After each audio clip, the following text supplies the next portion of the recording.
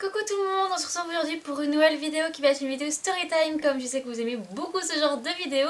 Donc on va revenir cette fois-ci sur l'une de mes plus grosses chutes, pas forcément en termes de douleur ou de...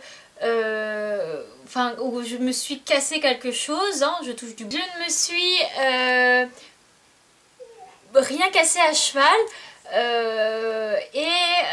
C'est du coup la chute ma plus grosse chute, dans le sens où j'ai eu le plus peur par rapport à toutes les autres chutes que j'ai faites.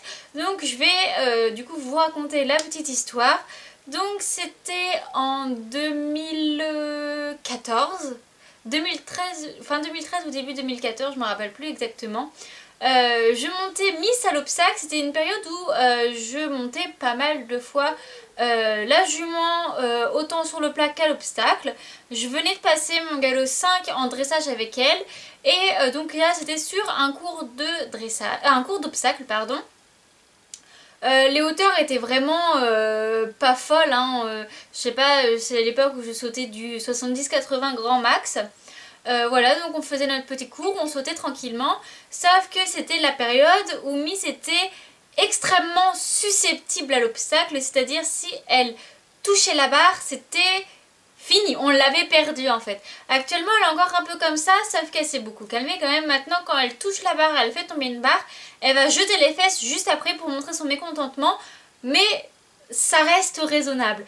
Alors qu'à ce moment-là, surtout que moi, quand je la montais sur des petites hauteurs, elle faisait quand même rarement des barres.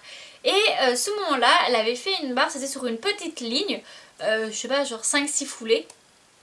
Elle saute le premier, elle saute le deuxième et elle touche, et il me semble que la barre était tombée. Et ça l'a mis dans un... Elle est devenue mais folle. Elle s'est mise à accélérer, mais en plus il y avait la barrière, donc elle a tourné d'un coup. Et on a fait au moins 3-4 tours de galop à fond les ballons, à moitié saut de mouton, saut de machin et tout. Moi j'étais dessus genre, je ne comprends pas ce qui arrive. À l'époque en concours je montais Mikado, donc c'était plutôt un poney qu'il fallait pousser, enfin faire accélérer, qu'un cheval qu'il fallait freiner. Bah j'avais du mal, et du coup je me suis fait mais trimballer. J'essayais, en fait je devais choisir entre soit fallait que je la ralentisse ou je voulais rester dessus. Je pouvais pas faire tout en même temps parce que ça allait trop vite, c'était dans tous les sens. Et en fait c'est surtout que c'était tellement rapide mais tellement long en même temps, parce que je me rappelle les tours de carrière. Et voilà, je me dis mais ça va s'arrêter quand? J'ai fait combien de tours? Il me semble que j'ai fait genre 2 ou 3 tours, mais c'était long. Et puis alors ma prof qui m'hurlait mets-toi en arrière, tire dessus. Ouais, la jument elle avait rien à faire. Il y avait je crois qu'on devait être 4-5 dans le cours, donc il y avait des chevaux un peu partout, et ils essayaient de se réunir d'un côté pour que moi je puisse faire des cercles, mais comme il y avait des obstacles, enfin je pouvais pas tourner n'importe comment comme ça. Bon, encore une chance, ma jument était sur le bon pied quand elle a fait tous ses tours de carrière. C'est déjà un bon point, il y a un minimum d'équilibre. Mais c'était enfin n'importe quoi, et au bout d'un moment je pense que elle, ça l'a saoulée que je reste dessus du coup, parce que je suis sûre et certaine, tant que j'étais pas tombée, elle n'aurait pas arrêté. Et ou alors peut-être que j'ai commencé à me fatiguer, ou enfin je sais pas trop comment c'est arrivé. Au bout d'un moment elle jette les fesses, elle se plante devant, donc elle plante les antérieurs, elle lève les fesses, et j'ai fait mais un bouchon de champagne.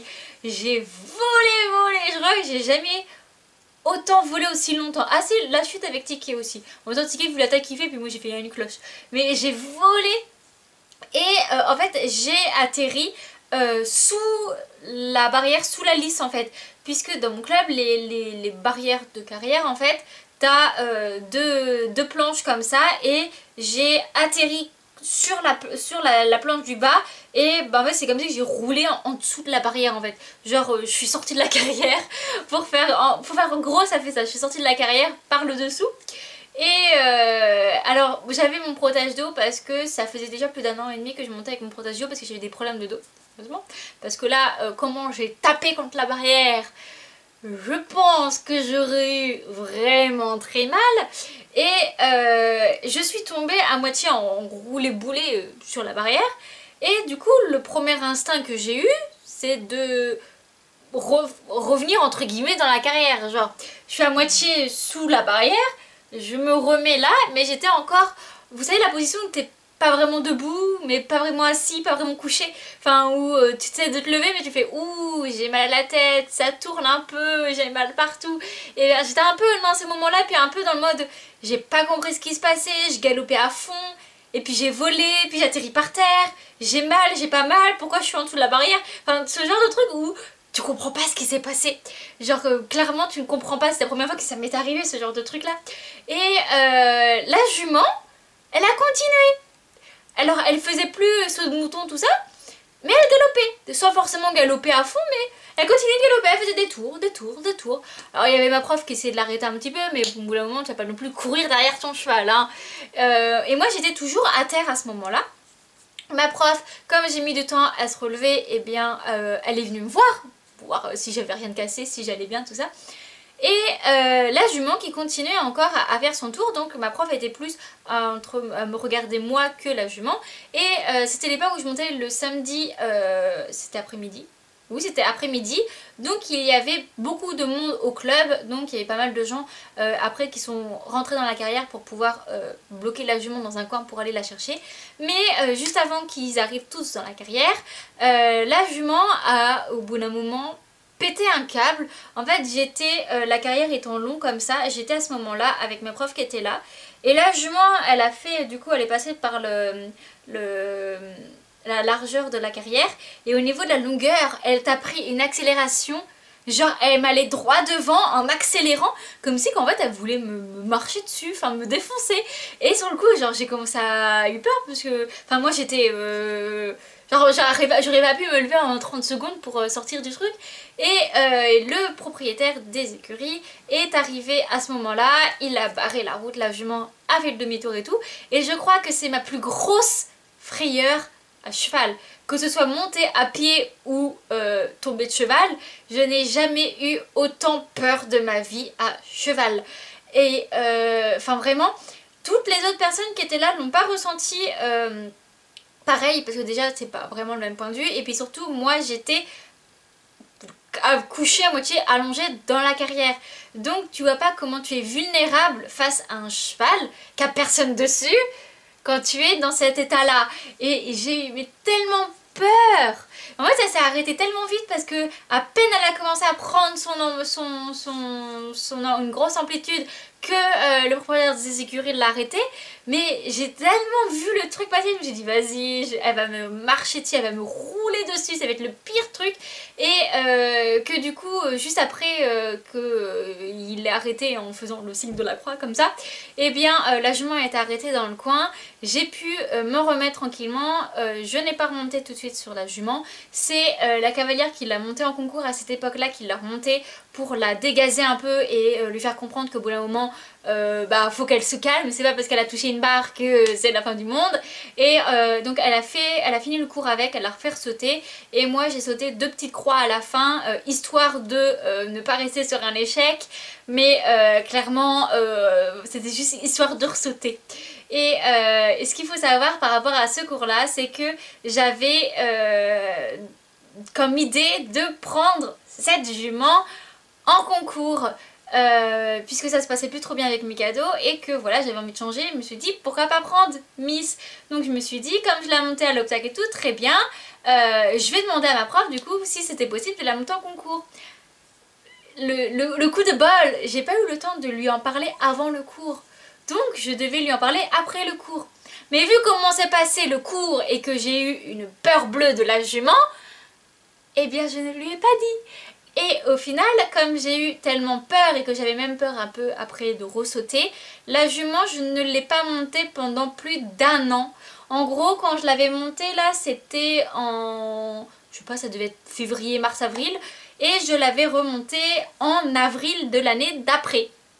Entre temps du coup j'avais monté Queen en concours, et au final je suis extrêmement heureuse que ça n'ait pas marché au début avec Miss pour pouvoir monter Queen en concours, parce que sinon toutes les belles choses que j'aurais ratées, puisqu'au final je monte Miss en concours maintenant, donc très bien que j'ai pu prendre Queen entre deux.